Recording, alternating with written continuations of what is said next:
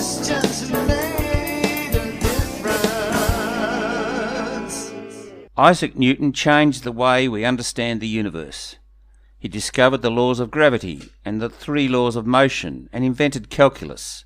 He changed the world view from Aristotelian to the modern world view. He was intellectually daring. His achievements were so momentous that the term scientific genius was invented to describe him. And he was a devout Christian who spent many hours studying the Bible. He believed that he was able to understand our world through science and the Bible, and he was revered in his own lifetime. Newton was born on Christmas morning in Woolsthorpe, England, in 1642.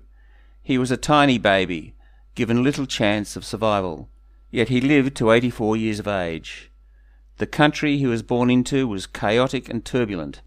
England was being torn apart by civil war. Plague was an ever-present threat. The village of Woolsthorpe was a quiet place where Christian values of worship and hard work were respected. His childhood was not easy. His father died 3 months before he was born. Then his mother remarried when he was 3, and Isaac was sent to live with his grandmother. As a schoolboy, Isaac loved reading, and he read book after book. He loved mechanics and technology. While at school, he invented an elaborate system of sundials, which was accurate to the minute. After some years, his stepfather died, and his mother remarried again. While his mother hoped he would run the family farm, his uncle and his headmaster realised Newton was destined for an intellectual life, and pushed him in that direction. Newton enrolled in Trinity College, Cambridge. There he studied mathematics and the works of men like Descartes. When Cambridge University was closed because of the plague, Newton was forced to return home. This was a productive period of his life, when he laid the groundwork for his theories of calculus and laws of motion, which would later make him famous. When back at Cambridge, Newton experimented in his laboratory and made many discoveries about light and colours, lenses and mirrors. He developed a new type of telescope called a reflective telescope, using mirrors instead of lenses. His telescopes were 10 times smaller than traditional telescopes. The Royal Society were very impressed by his work.